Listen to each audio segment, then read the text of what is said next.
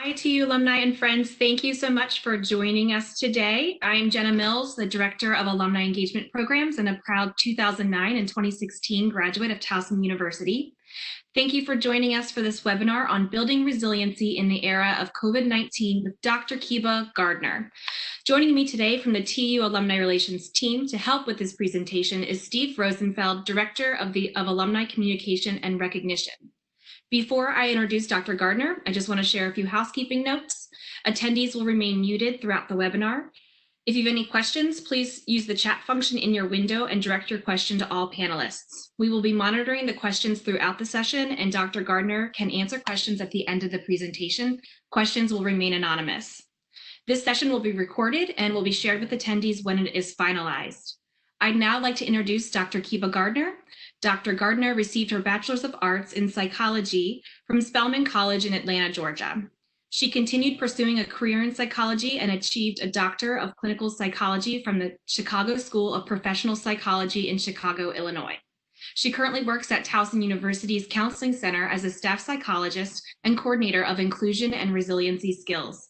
Dr. Gardner, thank you for joining us today. Thank you. Thank you, Jenna, for that introduction, and thank you for having me. I feel very honored to be able to present to our alumni. So I guess we'll just go ahead and get started so we can have enough time to complete the presentation and hopefully have some questions at the end. So today I will be discussing building resilience in an era of COVID-19. Next slide, please. So some of the objectives for today's webinar is that I want you all to have a better understanding of what resiliency is, also learn why resilience is important during these difficult times, and also learn how to strengthen your own resilience. Next, please.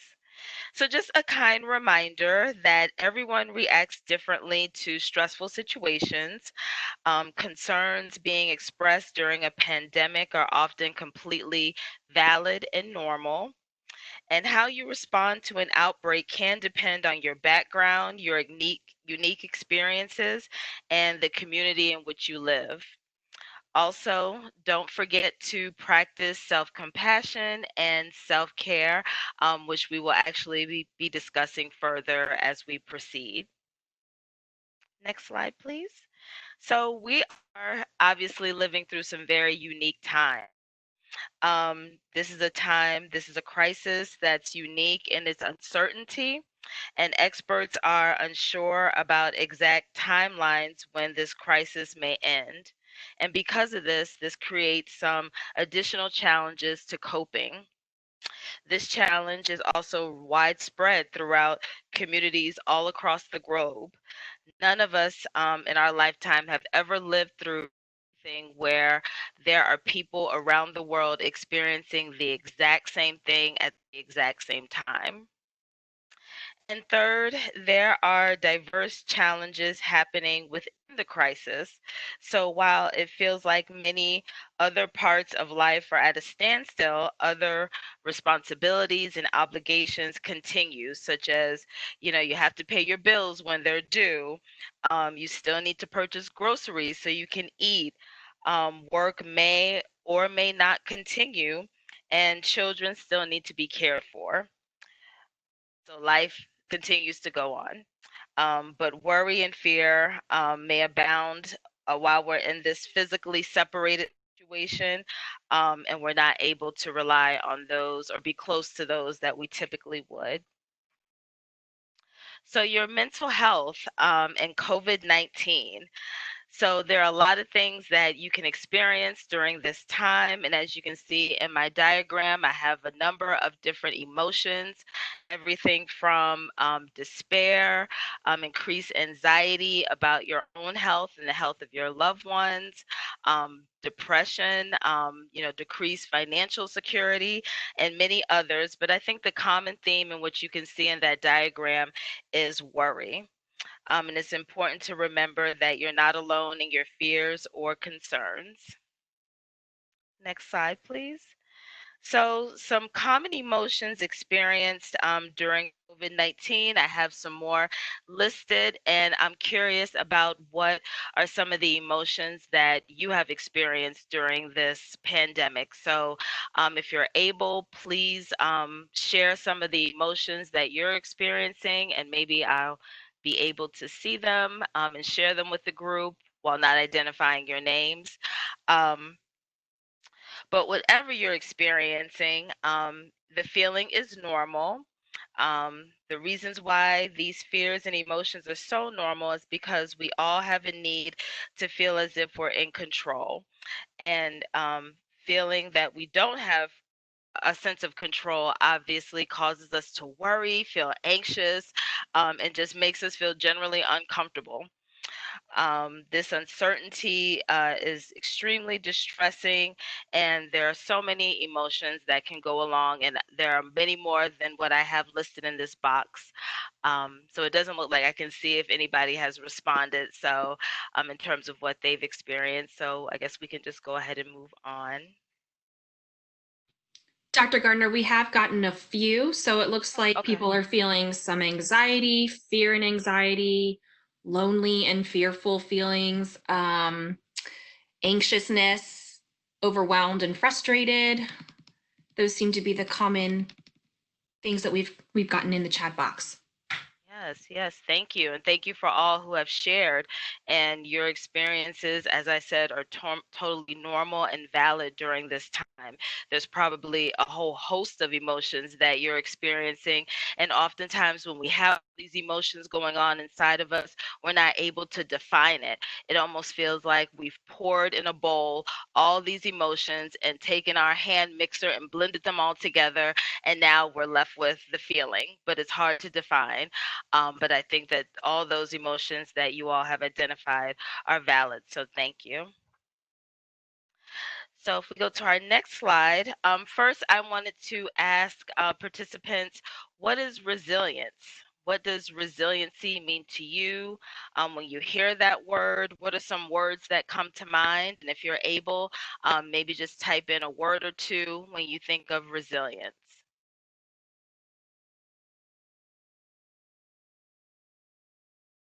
Jenna, if you're getting any, if you could share those with us.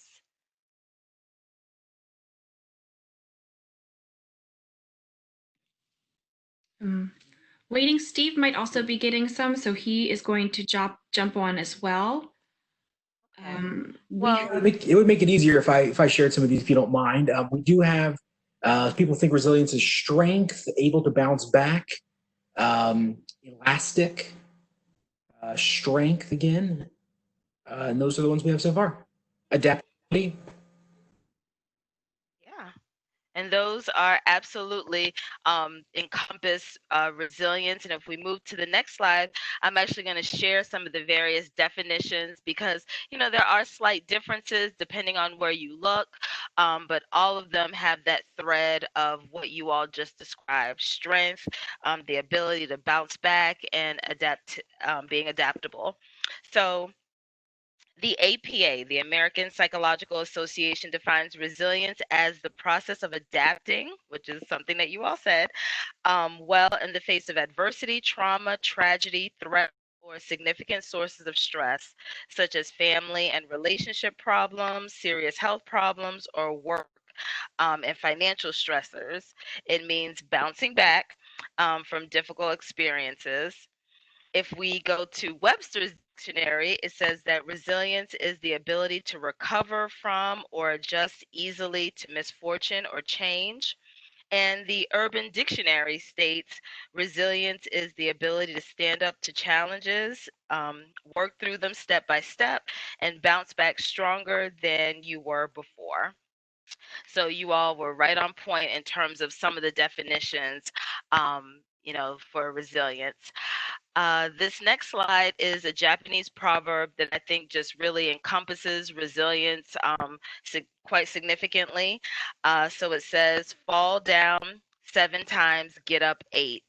And I just really like it because I think that it's sort of that bounce back that you all had mentioned in terms of resilience. So if we go to our next slide, let's discuss why resilience during difficult times is important. So let's talk about how resilient people are. So these are some things that resilient people are more likely to meet the demands of their academic and work, as well as their personal lives successfully. Resilient people are more likely to uh, take action and deal with challenges, problems, and setbacks. They seek support and assistance when they need it. They also know when to stop, rest, and replenish their inner resources. They also have a sense of independence, self efficacy, and self worth. And they form and maintain positive, mutually respectful relationships with others. And lastly, resilient people have a sense of purpose and goals for the future. Next slide, please. So, there are some general ways to build resilience, and I've listed 10 ways to build resilience. And so, I'm going to quickly go through the list because we'll actually talk more in detail, actual applicable ways in which you can do these things. But we'll go through them really quickly. So, making connections, having good relationships with close family, friends, and others who are important to you is important in terms of building resilience. Avoid seeing crises as insurmountable problems. So, there are some things that are highly stressful, as in the situation that we're in right now, but you can change how you interpret and you respond to those events. And we'll talk about that a little more, but trying to look beyond just the present and how future circumstances may be a little better. Accepting that change is a part of living, and we all have been knocked over the head with that. We've all had to change and adjust the way we're living and doing everything in our lives right now in this moment. Maintain a hopeful outlook. So, an optimistic outlook enables you to expect that good things will eventually happen in your life. Um, Take decisive actions. Act when you act in adverse situations as much as you can. So taking decisive action rather than detaching completely to the problem or the stressor. And just wishing that it can go away. So actually making a plan for yourself and taking some action. Look for opportunities for self-discovery, which will, excuse me, we'll actually talk about more moving forward. Nurture a positive view of yourself. So, developing confidence in your ability to solve problems, trusting in your instinct can help build resilience. Keep things in perspective. Taking care of yourself. So, paying attention to your own needs and feelings. And moving towards your goals. So, setting some realistic goals and do a little bit every day. But I do want to say that during this time, I see a lot on social media that people have posted. Have these major goals during this time. And you know what? This is such a unique time that none of us has faced, and we're all stressed by it, that it's okay to take a break and not put so much pressure on yourself if you're not able to really focus on the goals that you maybe have set for yourself. So let's talk about strategies for resiliency while we socially distance, excuse me. So let's talk about coping strategies. So how can we do these things during the time of quarantine? So if we look at our next slide, I like this because it indicates social distance does not mean social isolation. So as you can see, these people, our cartoon people, have found ways to keep up social interaction even while we're socially distancing. And I actually prefer the term physical distancing because I believe during this time, we actually need to lean into our social connections and really work to keep those connections strong rather than socially distancing. We do have to physically distance, but there are many ways that we can keep that social connectedness. And if we go to the next slide, let's talk about ways to be social from a distance. So there are a variety of ways we can do this, and people are becoming more and more creative as the days go by and how to have these social connectedness. And so one of the ways that you can do is to set up regular times and days for online social dates with friends. You can also play photo scavenger hunt or charades, and you can do this on many platforms. Actually, all of these you can do on numerous platforms online. You can host a Netflix party. You can host an online karaoke party, playing social games on your phone. Join and host an online book or journal club, and engage in virtual team building activities. So those are just some of the ways, and I'm curious if you have any other ideas or ways which you've been able to keep in touch with people and maintain that social connectedness while we physically distance. And as Dr. those, Gardner, Mhm. while Steve waits for some of the answers to come through, it's really exciting to see some of the things that we're actually trying to implement for our alumni community. We're actually hosting a Netflix party this Friday. So Oh. that's pretty exciting. Yes, right. Exactly. So there you go. I'm sure that's something that can be found on your website. That's an awesome way to join and get connected with people you may have known while you were a student, and certainly meeting new people who are part of the TU alumni community. So that's awesome. I think Steve's waiting to see if anything else comes through. So far, we have just one. One, it's make more calls. I think believe make more phone calls, loved ones Mm-hmm. and friends. Absolutely. Making phone calls, doing FaceTime. Yeah, that's an awesome idea and suggestion as well. So thank you for sharing that.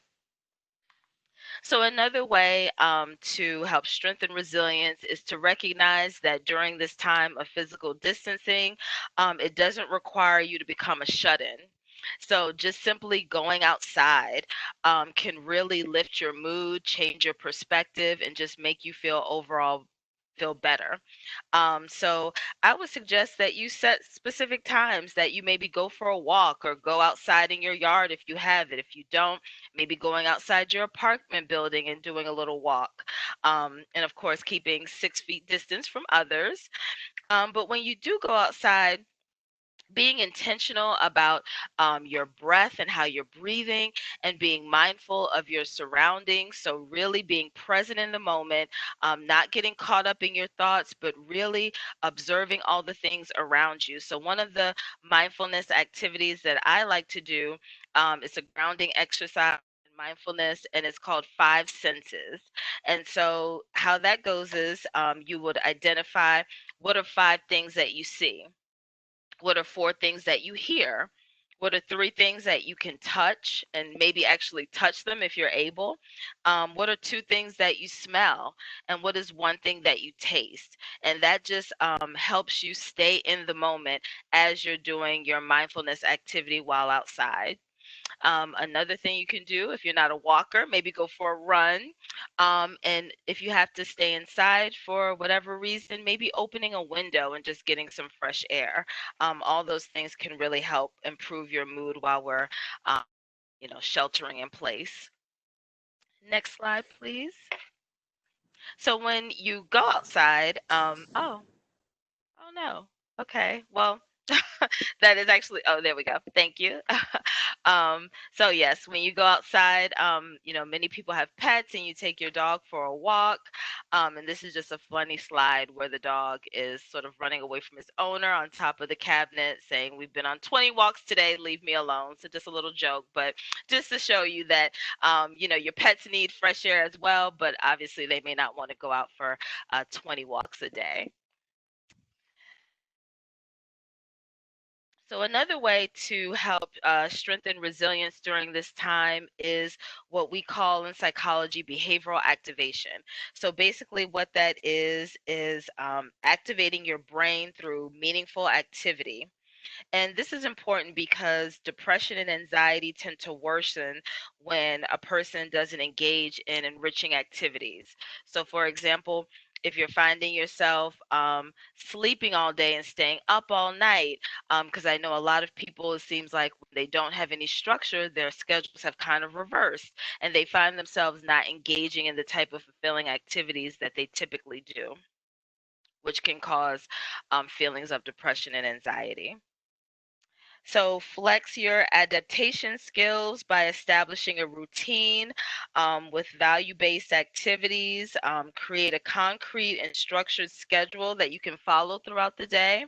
Of course, being kind to yourself if some days you're not able to keep your schedule, but if you create that schedule, it holds you accountable, and you also get a sense of gratification when you complete something on that schedule and you're able to check it off. And some of the things that you can do is engaging in some sort of form of exercise every day, whether it's just going for a walk or finding a YouTube video and doing a yoga activity in your home. Also, another way to encourage and engage in behavioral activation is actually practicing good sleep hygiene. So, making sure that you're getting significant sleep, that your sleep schedule is not knocked off whack too much during this time. And then expanding your horizons. So, in looking online and seeing what's out there, there's so many interesting activities that are going on. And a lot of places have really opened themselves up because they know that individuals are not able to physically go to these places, but you can certainly virtually visit them. So there are numerous museum virtual tours or museum collections that you can view online.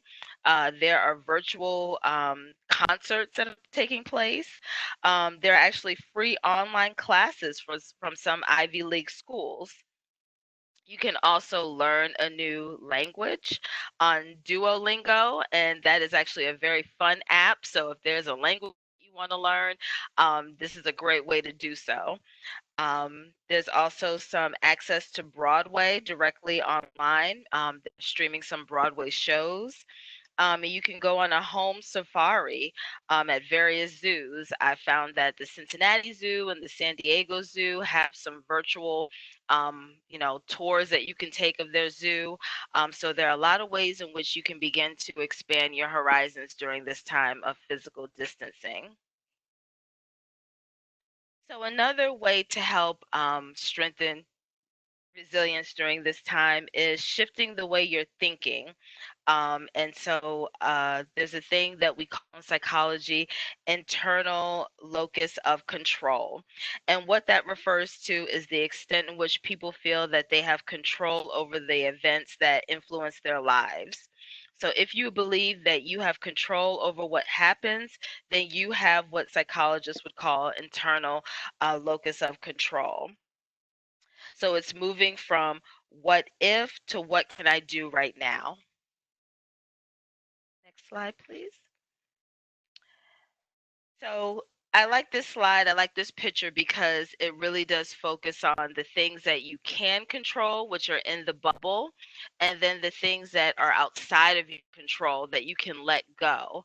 So some of the things that you can control is your own attitude, having a positive attitude, um, your own kindness and grace that you show to other people. You can limit your tuning into the news. You have the ability to turn it off. You can limit and control your social media usage. And you can certainly find fun things to do at home and really get creative. So those are all some things that you have control over, and shifting your mind to think about the things that you actually can have control over rather than the things that you do not. So, for example, you don't have control over whether the store has toilet paper or not, or how long sheltering in place will happen. Having this internal locus of control actually gives you a sense of peace, and it actually helps reduce a lot of the anxiety that we feel when we think about things that we don't have control over.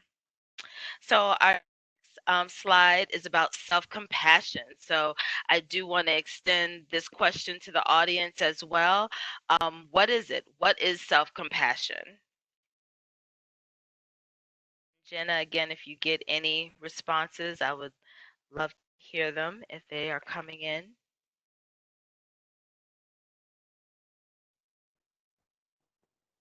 So this is Steve, and so far we don't have any, but we will be patient. As soon as we get one, I will let you know. Oh wait, we do have one. Okay. Oh, okay. Oh no, we do not. Sorry, never mind. Okay. All right. Um, so let's go ahead and just move on to the next slide. And so let's talk about compassion. Wait, there's more. Sorry. Oh, okay. I think my chat might be a little bit of delay. I apologize. Okay. You have to give yourself a positive self-talk. You have to be kind Mhm. to yourself. Multiple people say be kind to yourself, and you have to give yourself a break. Mhm. Yes. Those are all accurate answers to what self-compassion is. And I love these responses. It seems like you all are psychologically savvy and you've maybe thought about these things before, but you are absolutely right. So let's first talk about like what is compassion, general compassion. So to have compassion for others, you must notice that they are suffering. Feeling moved by others' suffering. That's what the word literally means, feeling moved by others' suffering. Feeling warmth and caring and a desire to help others who are suffering. Offer understanding and kindness to others when they fail and make mistakes rather than judging them harshly. And when you feel compassion for another, not just pity, but compassion, you realize that suffering, failure, and imperfection are a part of the human experience. So, this is what compassion looks like when you give it outward, and it's just self compassion is basically turning all that inward. So if we go to the next slide, I really love this quote, and it says that self compassion is not letting yourself off the hook, but rather accepting your humanness in spite of things not being perfect. And I think that that sums it up, really tremendously. It's just recognizing that you're human. We all make mistakes. None of us are perfect, but being compassionate when you have those moments. And we can go ahead to the next slide. So self kindness versus self judgment. So, self compassion and kindness are so important during this time because, as I mentioned a few moments ago, there are so many things that are outside of, but this is something that we can actually control, is how we treat ourselves.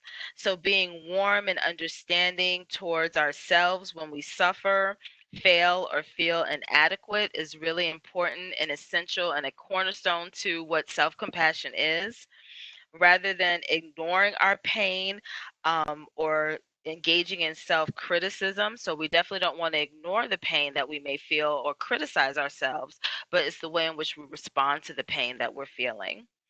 And recognizing that being imperfect, failing, and experiencing life difficulties is inevitable. So, self compassionate people are gentle with themselves when confronted with painful experiences rather than getting angry when life falls short of their ideals. So, as you can see, being kind, having self compassion, self kindness is definitely not being self or judgmental. Another way in which we can strengthen our resilience is recognizing gratitude because despite what we're going through as a world community, there are still things in our lives that we can be grateful for, and research shows that when you acknowledge those things that you have to be grateful for, it does give you a sense of peace and it does help minimize feelings of despair and low mood. It actually makes you feel better. So some of the ways in which you can practice gratitude is writing a thank you note to someone you care about and you want to say thank you to. Thanking someone mentally, you may not have the ability to tell them, but just recognizing it in your mind. keeping a gratitude journal. This is something that I actually really like to do and encourage people to do. So, the way in which I like to tell people to do their gratitude journal is before you even get out of bed in the morning, have your gratitude journal beside you in your nightstand and write down at least one thing every day that you have to be grateful for. And then every day, making that one thing something different. And what that does is number one, when you first wake up in the morning and you engage in this activity, it postures you in a position of gratitude. So, first thing in the morning, you're changing the way in which you're seeing things, it changes your perspective. But then over time, you've now generated a whole list of things that you have to be grateful for. So, when you do have those bad days where you feel like there is nothing to be grateful for, or your mind seems to really be having a lot of negative thoughts, you can pull out your gratitude journal and review the list that you've already accumulated, and recognize that, okay, wait, the way that I'm thinking is actually not accurate, because you can see all the things that you have to be grateful for. And then another activity is, counting your blessings. So, if you choose not to maybe physically write down and do the morning gratitude journal like I suggested, throughout the day, maybe just identifying 3 to 5 things in your mind, that you are grateful for.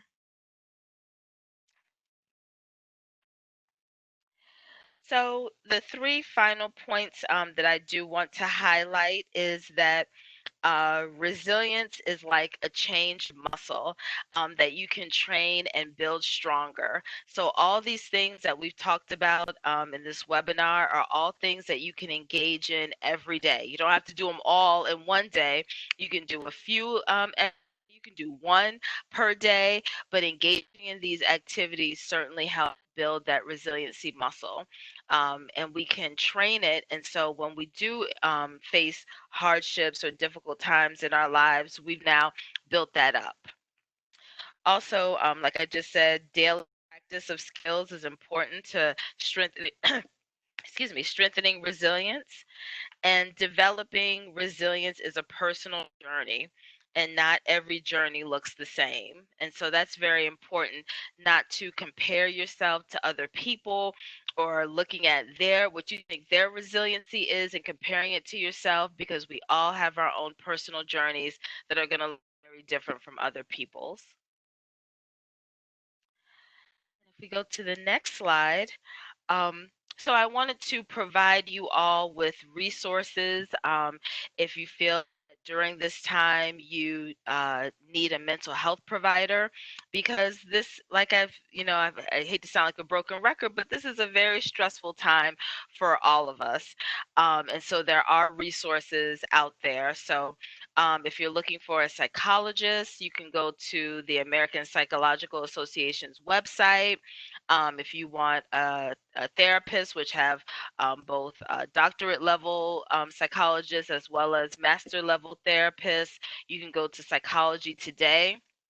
And I love this website because you can put in your zip code and it will give people who are in your immediate area, and you're able to actually see the therapist and read their bios, which can really be helpful in making an informed choice of who you see. Also, I have a resource up, marriage and family therapist, as well as psychiatrists, if you're interested in that. Next slide, please. And so here are just some additional resources. There are some text lines, crisis text lines, as well as phone lines if you need it. And definitely utilize these as well, because while you may not have a therapist, there may be times where you're feeling really distressed and need someone to talk to. And these numbers are great numbers to. They have professionals on the other end who are there to support you, and to guide you if you need further support beyond just their phone or text abilities. And so that is the conclusion of this webinar, and I would love to answer any questions if there are any. Gardner, it's Jenna. We did have a few questions come in along the way, and one that's really interesting, and I'm hoping maybe you can give some insight into techniques people can use. But someone mentioned that during this time, there seems to be an intensified political views on the virus solutions, and so that might be causing more anxiety or maybe even anger. And so, what different techniques can people to use to, I guess, understand others' point of views? Well, first, I think that's an excellent question, and I just want to say that that's a valid concern. I think in many ways, we're seeing that what we're going through as a world is being politicized, and there can be some upsetting comments and things that you're seeing if you're engaging in a lot of news consumption or social media consumption. Um, what I would say. Well, I'm not sure. I was a question. Well, I'll go ahead, and then if you have more questions to that, I'll be glad to answer. But I think during this time, um, showing compassion for other people is really important. And I know that that can be really difficult, particularly if you're hearing things that seem hurtful or inaccurate or just, outright not true. But I think that, recognizing that, not everyone sees things the way we see things, or you may see things. They may not have the same level of exposure or education or just knowledge about, what a pandemic is and how it's spread. So I think it's important to try to look at it through the eyes of empathy, but also recognizing that that can be really difficult because this is a real situation where there are thousands of people who are dying as well as suffering from this pandemic.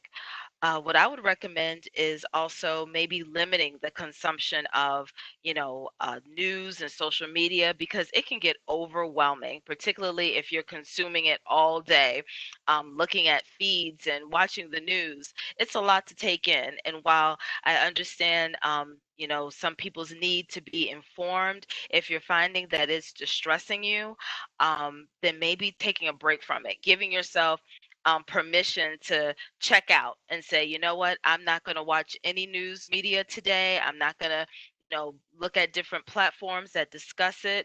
But if you really feel like you have to, maybe limiting yourself to one time a day and actually setting limits even in that one time a day. So you're only going to watch the news for a half an hour or 15 minutes.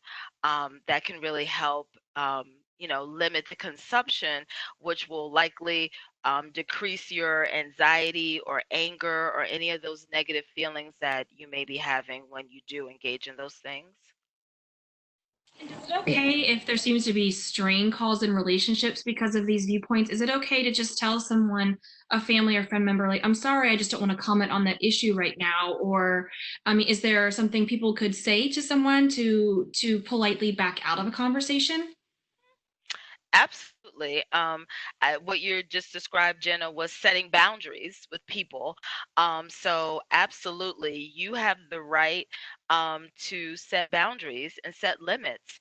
And so, if you know a person that you engage with a lot always begins to talk about this issue or any issue that upsets you, and you've maybe tried to dialogue with them, but you know that you're not going to change their mind, maybe setting from the start of the conversation, like, hey, I want to make this a COVID-19 free zone. So I don't want to talk about anything that has to do with that. But we can talk about how you're doing. We can talk about this, that, and the other, but setting that boundary that we're not going to talk about it. And then you can do that on the front end. But then also, if you haven't done it on the front end, because maybe you didn't anticipate it coming up in the conversation, but it does, and it makes you uncomfortable, or it makes you angry or anxious or sad, you can certainly press the pause button on the conversation and ask the person, say, you know what, this topic really is upsetting to me. I just don't have the bandwidth to discuss this right now. So I'd prefer that we not discuss it because it's really overwhelming, and I just cannot take that in right now. We have another attendee that recommended using links from sites like Snopes that show, fact versus fiction in certain cases. Would you recommend anything like that?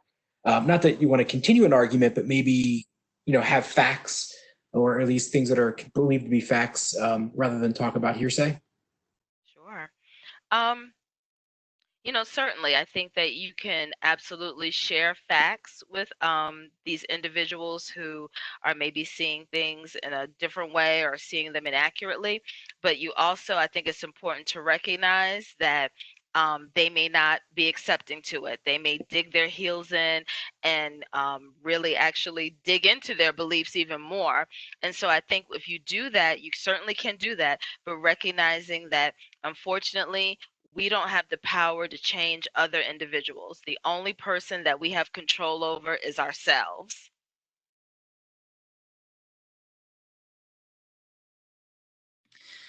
It looks like another maybe trigger for people is because we're in this age where we need to do a lot more digital engagement with our friends and family members. That might also be causing some depression because family members or friends might have technology issues. So it's a struggle to try to teach them how to use those mechanisms. Do you have any suggestions for ways to work with people who might not be as technology savvy as you may be? Yeah, that particularly because, if they're not tech savvy, had this been normal times and, you're able to drive over to their house, you probably go over there and maybe physically show them how to do it. But given that we're not able to do that right now, it certainly does create a barrier when you're trying to engage people who aren't tech savvy or social media savvy in those mediums. And I think we may have to then adjust how we interact with them, right? So if they're not tech savvy, then we may not be able to invite them to a Zoom gathering that we want to have with family members or Facebook Live event. You may have to take it old school and you may just have to call them or engage in mediums that they are comfortable in and that they can engage in effectively. But I certainly just want to acknowledge that frustration because these ways are the ways now that we're engaging with other people, and we certainly don't want to leave those people out. But unfortunately, if they're just not able to, you know, grasp or engage in that way with technology, um, we may have to take it back old school and just do a good old fashioned phone call.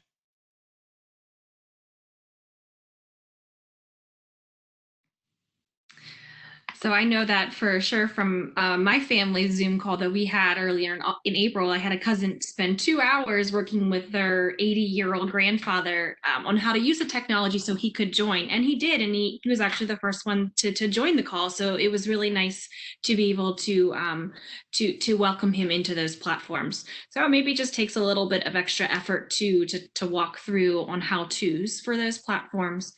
It seems like another question that has come up is maybe an intimate relationship. So maybe a partner or spouse, they have different fears and anxieties that you do, which might be causing strain in relationships. So how do you work with your partner to make sure that you are maybe giving them what they need, they're giving you what you need, and you are continuing to have a positive relationship? Um, I'm going to answer that in a second, but I do just want to thank you, Jenna, for mentioning about the social media and helping people.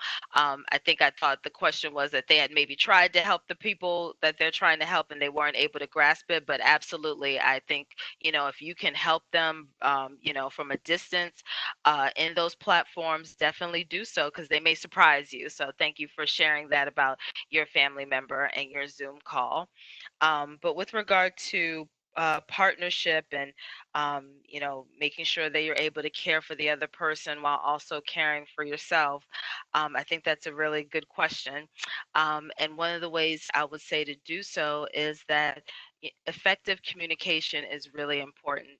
So having those times where you all can maybe sit with each other and hear each other's concerns, and like really listen. So actively listen. And what that would maybe entail is you as the partner just listening to your partner's concerns and not trying to offer solutions, because oftentimes people just want to be heard. They just want to feel supported and heard in whatever fears and anxieties that they may be experiencing right now. While those may not be your own, but just being there for that person and listening and having effective communication in that way can be really helpful. So also a way in which you can be there for your partner is actually asking them, what do you need from me? I think a lot of times people don't have that explicit sort of conversation. And I think it's really important because oftentimes we'll make assumptions about what our partner may need.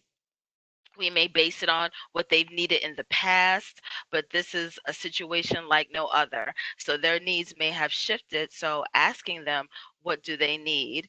And then I think it's also important, that you do the same, that you're able to communicate what you need from your partner, and let them know if you need just to listen and be that listening ear and be there for support, or do you want them to not only listen but give you feedback and suggestions. Being really explicit about what you need, and having an explicit understanding of what they need can really help with that communication and those differences and what you're experiencing. So we have a follow-up question to what you just said. Why is offering solutions maybe an ineffective route to take? Well, I didn't. It's not necessarily ineffective, but your partner may not want solutions. Your partner may just want to be heard and may just want you to listen. That's why it's important to get an idea and ask them what do they need from you.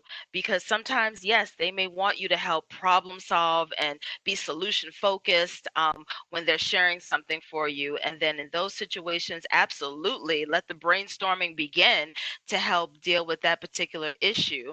But if your partner may just want you to listen and be supportive and maybe just be there, and offering solutions may not be effective in that moment because that's not what your partner needs at that given moment. But certainly if your partner wants that, needs that, and is open to it, I think it's absolutely can be appropriate to offer your suggestions in terms of solutions.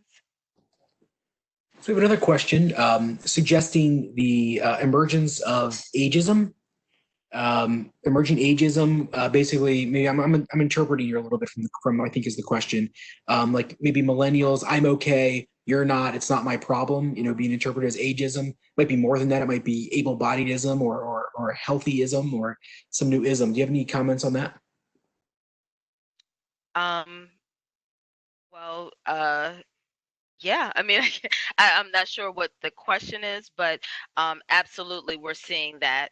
I think that if you watched any news media from this past weekend, I mean, it was just yesterday, there was a lot of footage of young people who were in large groups of clusters, sort of, having the typical Memorial Day celebration. And there is a divide amongst the ages in terms of how this COVID-19 is impacting people. And I think it's important that people of all ages are sensitive and show compassion and really awareness to how they can be vectors of this virus.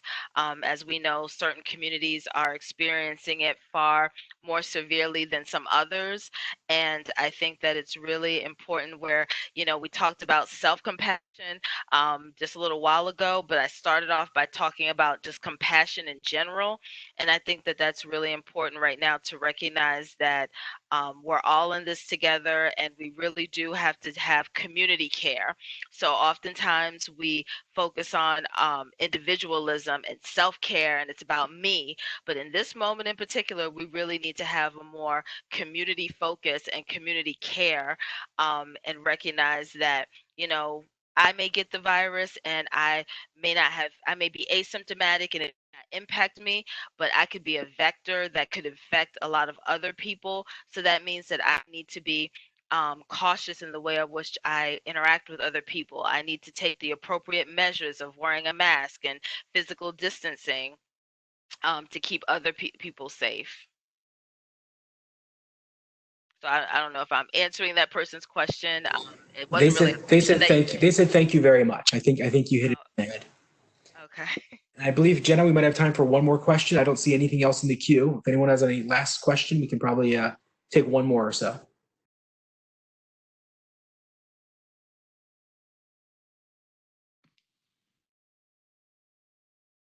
I'm not seeing any on my end. Steve, are you getting any through? Nope. I think that might be it. Okay, then. I just want to thank everyone for joining us today. And Dr. Gardner, thank you so much for leading this session. I know that there are quite a few things that I learned and will be working on here at home with my children and my husband, and with everyone else that I work with on a daily basis as well. So thank you. Make sure you follow the TU Alumni Association on our social media channels and on Tiger Connect, our alumni community. You will see those posted in your window here shortly. We hope you can join us for another one of our live events and webinars in the future. You can learn more about these events at alumni.towson.edu/events. On Thursday, we will be co-hosting a webinar with the Business and Leadership Alumni Alliance on reopening our country with a panel of local alumni business leaders from various industries. And next Tuesday, we're hosting an alumni panel on tourism in Maryland after COVID-19. Thank you so much for joining us, Dr. Gardner. Thank you again for joining us. We hope to see you again next time. Thank you.